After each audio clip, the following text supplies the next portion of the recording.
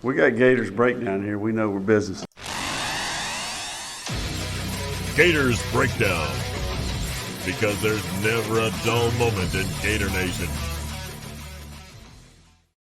Never a dull moment for sure, and that's why we are back again right here on Gators Breakdown, third day in a row. Kind of the same storyline, though, for one of these stories that we got to talk about right here on this episode of Gators Breakdown. I am your host, David Waters. You can find me on social media at GatorDave_SEC, and short update episode right here on Gators Breakdown, focusing on the defensive side of the football. Good news, bad news, but the good news certainly majorly outweighs the bad news here for Florida, if you want to call it bad news. But, it's not ideal news. Yeah, well, I'll put it that way. But the big news first, and that's where we will start, is, of course, the huge news.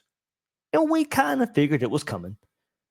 But Edge, Tyreak Sapp, coming back for one more year with the Gators, solidifying a defensive front now that includes Caleb Banks. We'll get into what it means for Florida, but you got two guys that were playing some dominant football that last month of the season. That 4-game winning streak that Florida went on. Those big wins over LSU and Ole Miss. Beating your rival Florida State. Getting that bowl win versus Tulane in the Gasparilla Bowl.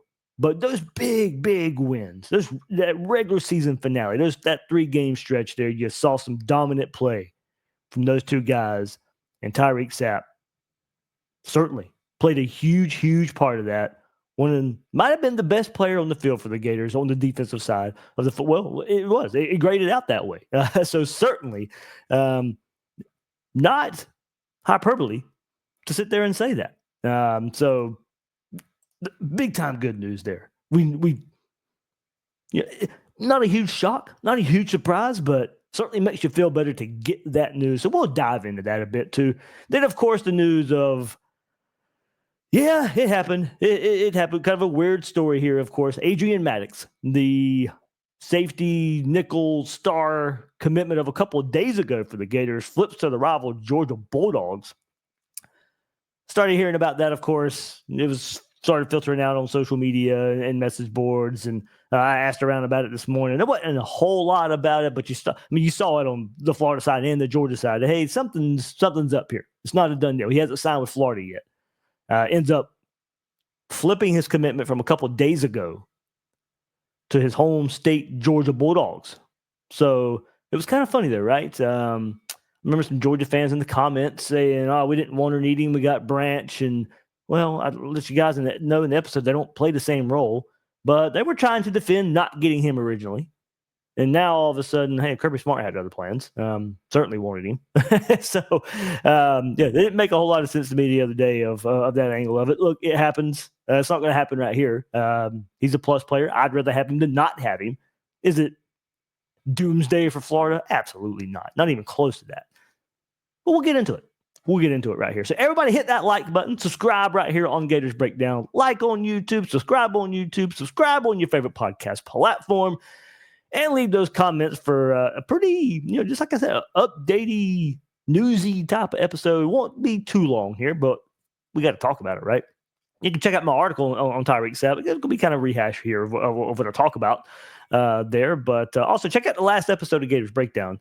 Will Miles and I, pretty deep discussion on, it's the window to make a move for Florida right now.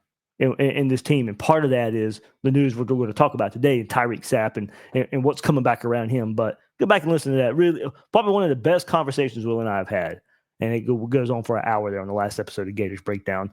Hey, look, if you want that episode ad-free, become a Gators Breakdown Plus member. You get those ad-free episodes and access to that Discord chat. Link is in the description to join. But you can, right here on that Discord, discuss with fellow Gator fans all these topics and more, all the good stuff there. Gators Breakdown Plus Discord, always lively. If you want to talk with like Gator fans, fun place to do so. Like I said, extra episodes, chat episodes, ad-free episodes of Gators Breakdown, all that good stuff. Gators Breakdown Plus. Link is in the description. So, kind of funny, when we get a commitment, do this, the graphic intro, and hey, we got to commit. Well, that's kind of what this feels like. And Not the first time we felt this offseason. You get the news, Tyreak Sapp today, of course, is coming back for Florida, but we got that with Caleb Banks, and we got that with Jake Slaughter, and we got that with Austin Barber, and there's so many pieces coming back right here for this Gator team in the trenches too. Don't overlook that. The one departure where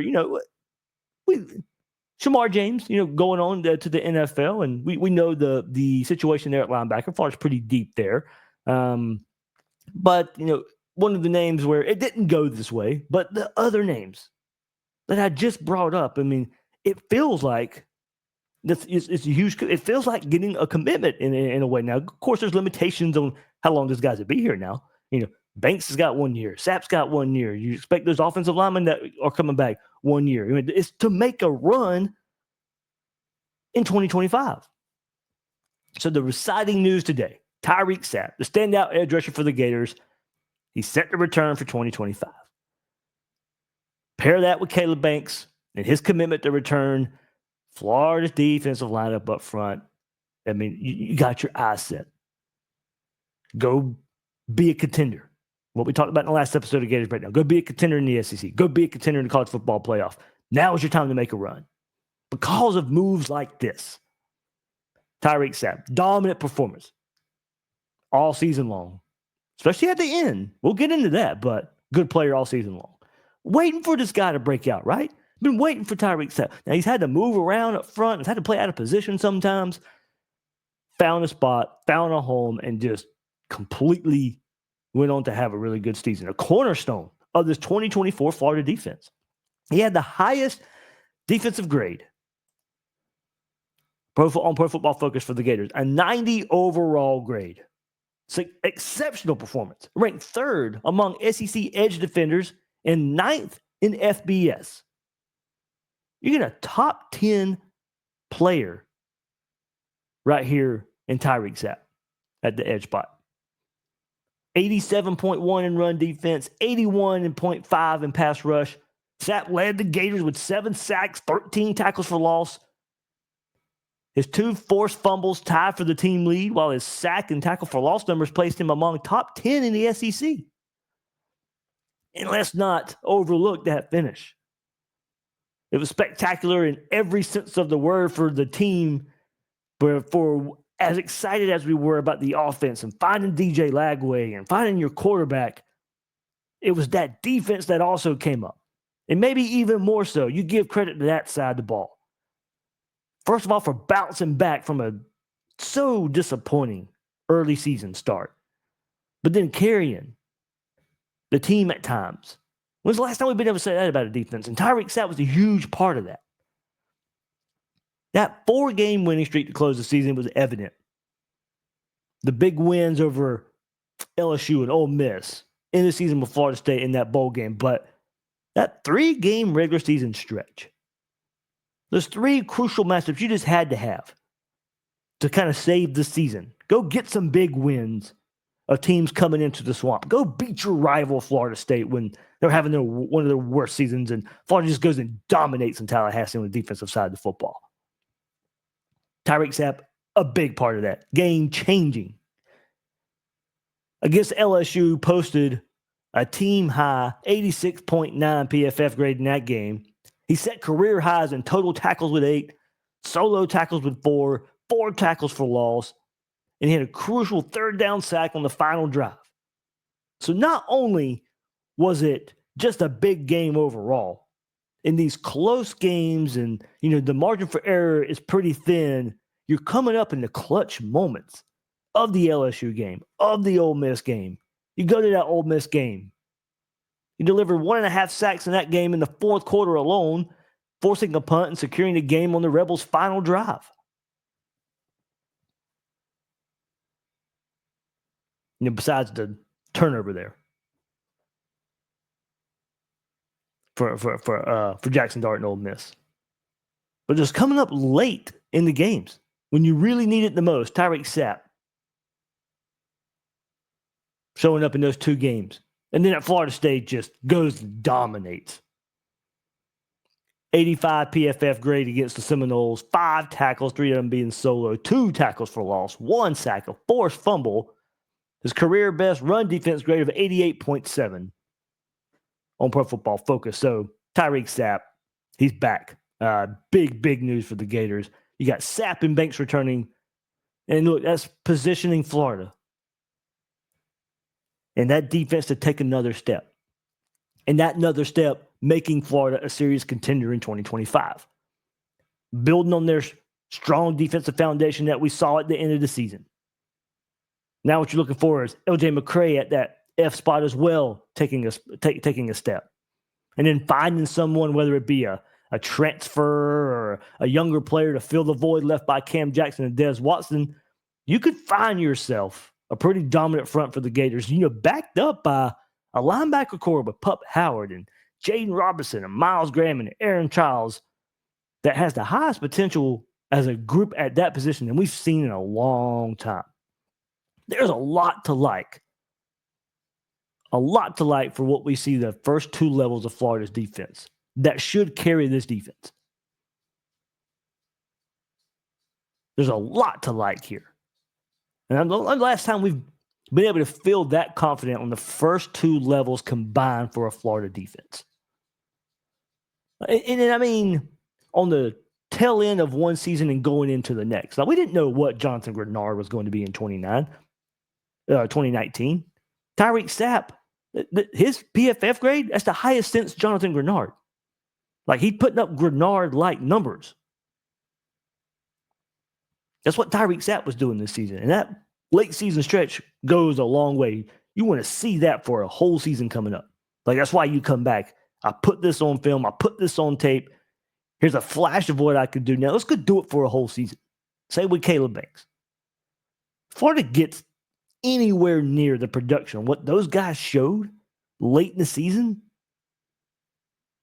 backed up by those linebackers. I mean, Florida's front's going to be really good. And I can't tell you the last time we should have felt that confident and that good about those first two levels of the Florida defense. It's been a minute. So let's go to the back end of the defense for today's other headline. And look, not shying away from those guys. There's a lot to like about Florida's secondary as well. Hopefully Gates returns. We'll get into that a bit. Sharif Denson as well at the nickel spot. And then corner, we'll see what happens there. Devin Moore returning, needs to stay healthy. Dijon Johnson kind of going along, not the dominant play of Sapp and Banks, what we saw there, but certainly showed enough for us to feel good. Corner, if Devin Moore stays healthy and Dede replicates what he was doing late in the season, you got to feel pretty good about corner as well. Safety's going to be the biggest question mark. Hopefully, Castell showed better play throughout the season, kind of opposite of what he did the year before, but did play better toward the end of the season. Bryce Thornton making some big plays against Ole Miss. There's something to like there at safety. Do we see any transfers there? But going to the other headline today, Adrian Maddox flips to Georgia from Florida just 2 days after committing to the Gators. But did have had those Georgia fans telling me he wasn't in need or he wasn't a want after what happened on Sunday. But it looks like Kirby Smart, unfortunately, had some different thoughts there. Maddox from Conyers, Georgia, Georgia fan growing up. So I guess now, plays for the team that I wanted to play for to begin with when he hopped into the portal. And look, remember, this one was trending Georgia before that Florida pick on Sunday. And then on Sunday as well, Georgia did receive a commitment from Zion Branch from USC, as well as Miami's Jaden Harris today. So the Dogs now 3 defensive back commits since Sunday. And look, I'm not going to change my tune on the type of player Maddox is because he's going to Georgia. He can be a good player. I was excited about his potential in the orange and blue. And go back to the quote the other day, Benjamin Wolk of 24/7 Sports had this to say on Maddox, quote, "In talking with folks who have scouted Maddox heavily, his size and speed combination has college coaches salivating about his NFL ceiling and immediate impact potential." Potential is the word. I like what I saw from him at UAB. I thought he was going to be a plus player for Florida. Now he's going to be a plus player for Georgia. I'm not going to change my tune just because he's now going to be donning red and black. Whatever I said 2 days ago, that doesn't mean anything. No. He was going to be a better player in orange and blue than he was red and black. Well, I mean, that could be the case, sure. But as I said the other day, there's a lot to like about wanting a player that Georgia also wants. There's a reputation there, a reputation of development and the type of players that they bring in. They're losing a lot of defensive backs. It makes sense in some ways. Can't change your tune on the type of player now because of where he goes. And look, and I go back to what I said, I was hoping he could come in, have the same type of impact. You talk about the immediate impact potential, like a Triquez Bridges had. Even though his largest impact came at cornerback as the season progressed, kind of different. But Maddox was going to play more nickel star here at Florida than like he did at UAB this past season. Watch his highlights, and what you saw was a physical player, showed good reaction and instincts with the ball in the air, making plays around the line of scrimmage, behind the line of scrimmage. Someone that needed to show better form tackling. Said that the other day. Not afraid of contact, though. So hopefully if he's going to not wrap up in the SEC, then hopefully it's, against Florida a whole lot coming up. But a guy that's going to, be a physical player. Does offer some positional flexibility, as we were saying the other day. I do think, what we saw when we found out Florida was recruiting him and Zachariah Poyser is that Florida was looking to bring in another player at the star spot. So that's where this hurts a little. I said this the other day. For Poyser, you heavily pursued him. He goes to Miami. You heavily pursued Maddox. He goes to Georgia. So obviously, you're looking for an impact player at the star spot. Now, go exactly what I said the other day. Not sure if this would be such a need if Aaron Gates didn't get hurt. But with his late season injury, there's certainly some depth questions at the spot, along with Sharif Denson. If you want somebody with experience and Gates is not ready to go, Josiah Davis, the next likely option there. So not sure the timeline, just how fast Gates recovers. But with Denson returning, there wasn't a for sure starting spot here. And Georgia, really had to hit the portal for a lot of the guys they just lost in the defensive backfield. So look, yes, Maddox is a plus player.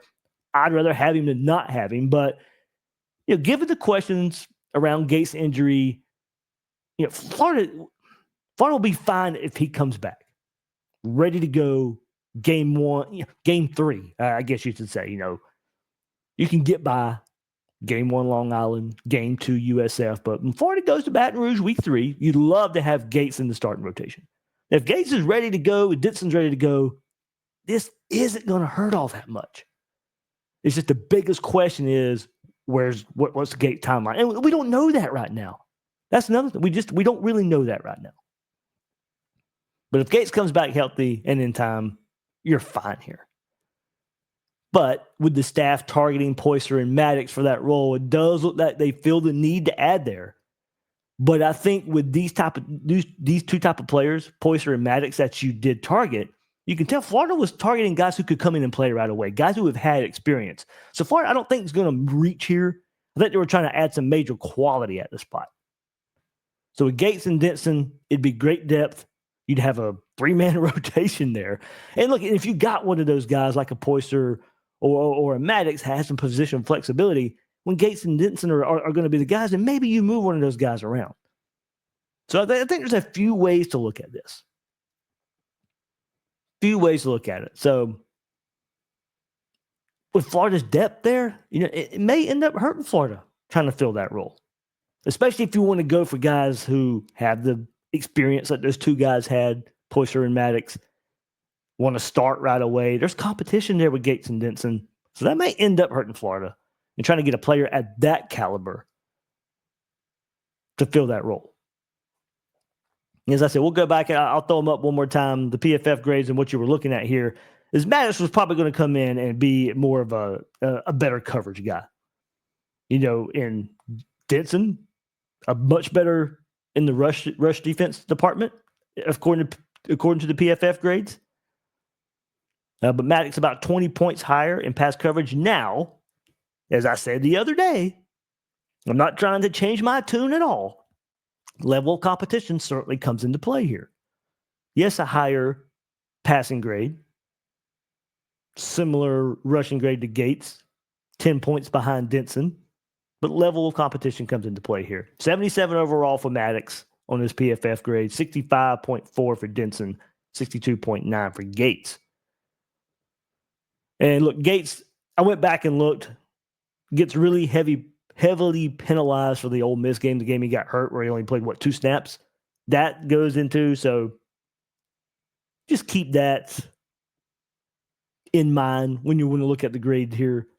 Now, of course, that's only one game for his, so not going to change his grade all too much, but that Ole Miss game was it was a terrible grade for Gates. So, you can excuse that one. Let me try and look it up right quick just to make sure maybe how much that really kind of played into it. It's going to take me a second. I just kind of come up with this. But want to see just how much that might be playing a factor in that grade. Because, look, I heard it, and it kind of surprised me, too, that he's getting such a low grade there. But he did have a 52.7 grade versus LSU, and that 59.9 versus Ole Miss. But like I said, there was only 2 snaps in that Ole Miss game. Not going to take too much on that. Like I said the other day, with Gates, his best game of the year given opponent was Georgia with a 73.9 grade. And then Texas, make of that what you will. Everybody played terrible on defense in that game. 52.7 versus LSU, 59.9 versus Ole Miss, and just 2 snaps in that game. So, probably wasn't a good grade versus Tennessee either. But as I said the other day, the grades aren't everything here. They're a good barometer. They're one angle to the story. Gates ended up being a pretty good player in my eyes. Attacking, he wasn't afraid of physicality either. Would come down, would make a tackle. Him, Denton together, as I said the other day, it's been a while since Florida had some nickel star play like that. But there you go. That was kind of what you're looking at there.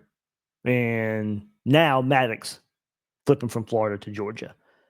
Now with the portal, of course, that now sits for Florida edge Kofi Asari to go along with wide receiver J. Michael Sturdivant and punter Tommy Doman. That's Florida's portal acquisition so far. It's just not going to be many. And I said this the other day as well. When you get players like Tyreak Sapp and Caleb Banks and Jake Slaughter, Austin Barber, Damian George returning, if they would have left for the NFL or the portal, then likely you'd have a larger portal class to replace those guys. But just not many spots left. We'll see what Florida does. We'll see if they go after another star or cornerback, defensive tackle, offensive lineman, maybe another wide receiver with the little spots they have left. So there you go. Getting you caught up. A little shorter episode here, but just kind of some updates on the defensive side of the football with the big, great news. Tyreak Sapp returns, and then Maddox flipping to Georgia from Florida. One more time, reminder, check out that last episode of Gators Breakdown. I tell you, it was some of the most interesting conversation and questions we've asked each other, Will Miles and me, on the last episode of Gators Breakdown. Talking about this window for Florida. And Tyreak Sapp's return plays into that. That's why I say you have your window here for Florida. You got your quarterback. You got returning offensive linemen. You got some key players on defense returning. In the world of college football right now, if we get a repeat of this season on next season, teams are going to have warts. More warts than maybe we've ever seen at the top of football. It's time to make your move. It's time to make your move. With your roster, what you got coming back, it's just time. But listen to that conversation. I thought it was pretty fun, pretty good there with me and Will Miles. That'll do it for this episode of Gators Breakdown. I'm your host, David Waters. You can find me on social media at GatorDave_SEC. Guys and girls out there, thank you for joining me on this episode of Gators Breakdown.